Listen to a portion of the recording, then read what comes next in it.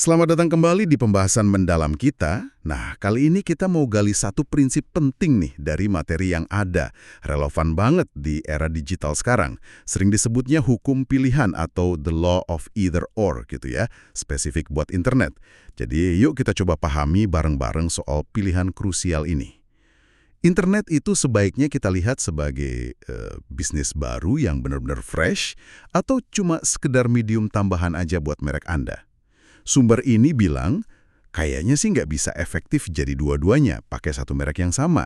Nah, ini yang mau kita bedah. Oke, jadi konsep intinya gini nih. Menurut sumbernya, sebuah merek itu harus milih ya, mau menjadikan internet ini arena bisnis baru, yang berarti butuh pendekatan baru total, atau cuma jadi medium komunikasi atau jualan lain. Ya, kayak dulu pakai koran atau TV gitu kan. Katanya, kalau coba jadi dua-duanya sekaligus pakai satu identitas merek, itu malah bisa ngerusak kekuatan mereknya sendiri. Gimana tuh? Di produk atau layanannya gitu.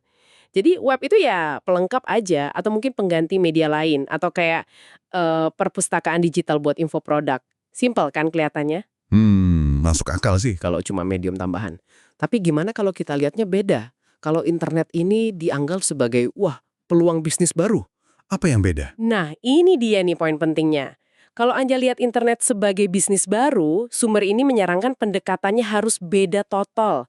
Perlu strategi baru, cara kerja baru, dan ini yang sering jadi kunci, kadang butuh nama merek baru. Oh, nama merek baru ya? Kenapa gitu? Kenapa? Karena ini bukan sekedar nambah saluran, tapi ini arena baru, medan perang baru dengan aturan main dan peluang yang beda banget. Contoh suksesnya kan jelas ya, Amazon.com, mereka nggak pakai nama Books.com kan? Atau eBay, bukan Auction.com. Yahoo juga gitu. Merek-merek ini tuh dibangun khusus buat internet. Nama baru itu kayaknya jadi sinyal keseriusan ya, fokus di dunia digital gitu.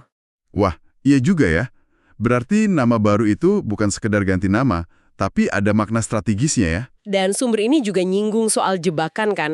Kalau kita cuek aja sama hukum pilihan ini, atau coba-coba gabungin keduanya gitu. Betul sekali. Ada risikonya kalau hukum ini diabaikan. Ingat nggak dulu awal-awalnya barnesandnoble.com atau walmart.com?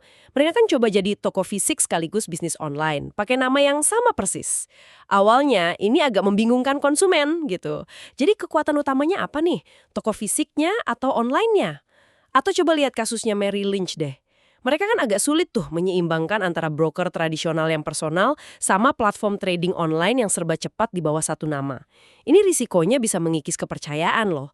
Pesannya jadi nggak jelas, mau layanan personal eksklusif atau transaksi mandiri yang efisien.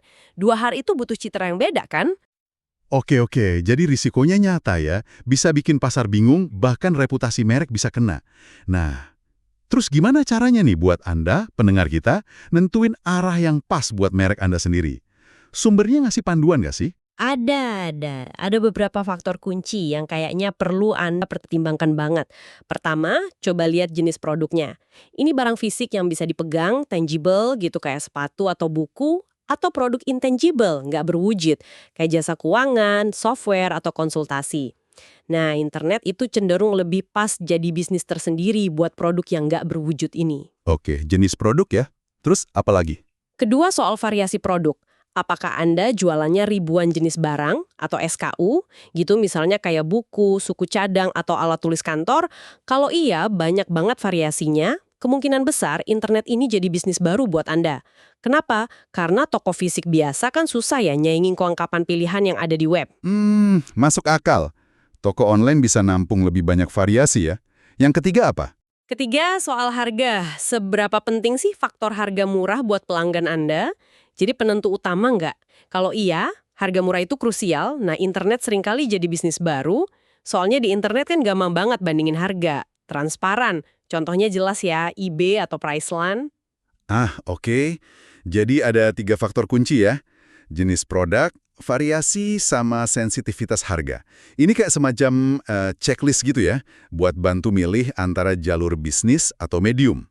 Nah, setelah mikirin itu semua, apa sih konsekuensi paling nyatanya kalau kita salah pilih strategi? Konsekuensinya bisa lumayan serius loh. Merek Anda bisa jadi kerasa terbelah gitu. Nggak fokus. Dan akhirnya ya bisa kalah saing. Punya website dengan nama merek lama itu nggak otomatis bikin Anda jadi pemain digital yang kuat gitu. Nggak sesimpel itu. Justru strategi di baliknya, Anda memperlakukan ini sebagai bisnis inti baru atau cuma saluran tambahan, itu yang paling menentukan. Ini bukan cuma soal teknis punya website aja, tapi soal kejelasan posisi merek Anda di kepala konsumen. Itu intinya sih. Oke. Jadi kesimpulan utamanya jelas banget ya.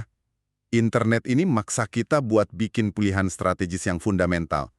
Anda harus mutusin, ini mau jadi bisnis baru atau cukup jadi medium tambahan aja.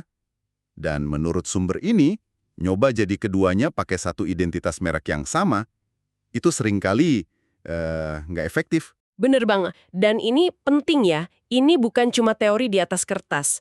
Buat Anda para pendengar, ini keputusan praktis, nyata. Dampaknya itu langsung ke kekuatan merek Anda, kesuksesan nggaknya Anda di dunia online. Pilihan ini yang bakal ngebentuk persepsi pasar terhadap merek Anda. Sip. Nah, sebagai penutup nih, ada satu pemikiran yang mungkin bisa Anda bawa pulang buat direnungkan. Coba deh, pikirin satu merek tradisional yang gede, yang Anda kenal banget, dan pasti punya kehadiran online kan sekarang. Menurut Anda nih, mereka itu memperlakukan internet sebagai bisnis baru atau sekedar medium tambahan? Dan kalau kita pakai kacamata prinsip yang baru aja kita bahas ini, menurut Anda pilihan mereka itu udah tepat belum? Nah, itu sesuatu buat dipikirin lebih lanjut ya.